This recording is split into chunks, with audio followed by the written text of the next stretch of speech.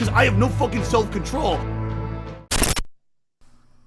Drunkside Phil is what we like to call the Pig Roach here at the DIA when he's had one too many gin and sprites. But I want to ask the question, is DSP really an alcoholic? Well, agents, today I have a great case file for you. So, get ready and enjoy. First off, I enjoy my fair share of booze, but I don't allow that or any other substance control my life. And self-control should be important to any mature adult. For example, look at Only Use Me Blades in that RV, who just actually pissed himself and he pissed all over the RV the other day. To me, though it sounded like during his interview with Chris Hansen that he was trying to blame his substance abuse for his actions.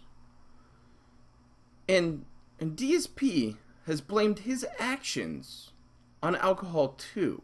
Phil has admitted during his retrospective streams that in the early days, he was drunk almost all of the time. And you can see it during his playthroughs like Fallout 3. You can see it during his poorly cooking with the King videos, especially that weird fried egg sandwich one. That one's a disaster. But I wanted to show you what appears in every one of his staycation and vacation videos. For example, in Philadelphia. Very good. In Dallas. Holy shit. Seattle for the first Maker, time. you know, the standard fare that you would get. And finally, the staycation in Seattle. Are there with complimentary Tanqueray that they give you? Yeah, right. A very special guest. That is a handle of Tanqueray gin for every single one of his trips. Even if it was just a couple of days. So what does he do? Does he pack the bottle into his suitcases and puts them on the flight and goes out there? Or does he go out there and then pick up a handle of booze for his couple days of mental vacation? See, personally, when I go on vacation, I pick up some beer for the little mini fridge in a hotel room. And I might even pick up a couple 22-ounce bombers as well. You know, but I have plans. I have to be going places, doing things all day long. And I might enjoy a nice shower beer or a nightcap when I get back to the hotel room to kind of just wind down and settle in for the night. But it looks like Fredo Burnell here plans on drinking all of that gin in just that short span of time. So it's not too far-fetched to think that one day is dedicated just to sit in that hotel room, watch movies, upload videos, and just drink massive amounts of gin.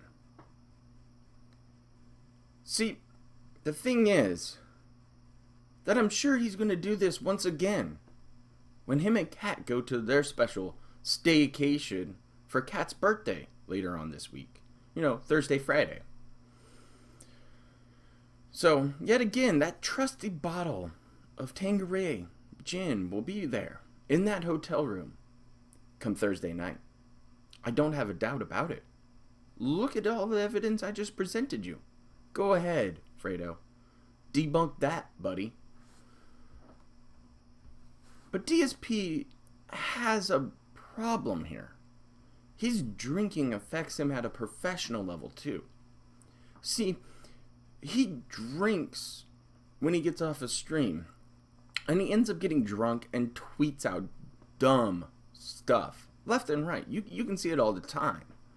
He bickers with trolls, and he says some dumb stuff at 2 a.m., and you gotta wonder how many gin and sprites did he put down before picking up his phone while watching wrestling just to go ahead and try to get one up on some haters.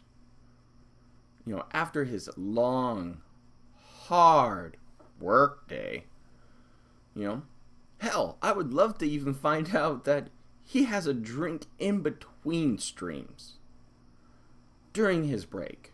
We've seen it a couple times where he shows back up on stream, kind of slurry, kind of weird, a little different. Something seems off.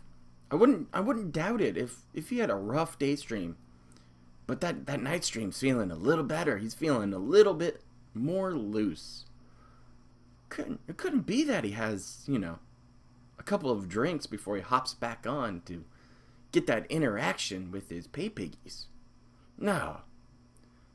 See, when people like DSP or only use me blades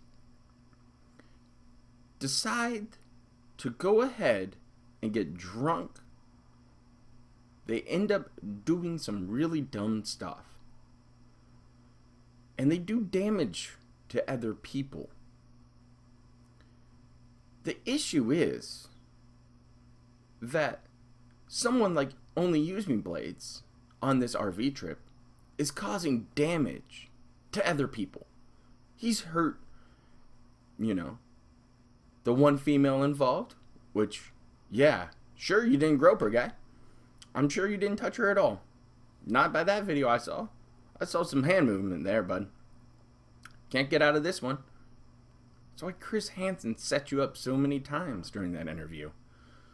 I hope Chris Hansen stays on top of this and actually dives into some Ice Poseidon there. That would be interesting. So you better watch out there, you just shit bags over there on YouTube and in that in real life streaming crap. Get ready. You guys might have a nice downfall. It could be something captivating to watch, agents. But then you have the Pig Roach, holed up in Snort Fort, drinking his face off at night. But Jasper has to deal with it. So who knows if he gets drunk and accidentally does something to his cat. We've seen it time and time again. Multiple streamers do animal abuse, apparently. They think it's okay. And it's sad that they can skate on by with just a simple, "Oh, I'm sorry. I didn't mean to do it. I won't do it again." You gotta believe me. But it's come out that possibly during those DMs for that OBS issue that cat had, that Phil actually admitted to her that he views himself as an alcoholic and that he has a problem. So Kat knew what she was getting into. And Phil asked for help there. And if that is true, agents, then the Pig Roach truly is an alcoholic. Because when you admit that it's a problem and that you need help to overcome it, it means you've lost all self-control. Isn't that correct, Phil? Well, we can see now, Phil, that you do have a problem. That things have gone awry. That your drinking can just turn on a dime. Something bad happens to you. You lose a sponsorship. You lose your fiance. Something along those lines. You're going to turn to that bottle of Tanqueray right away. Any misstep.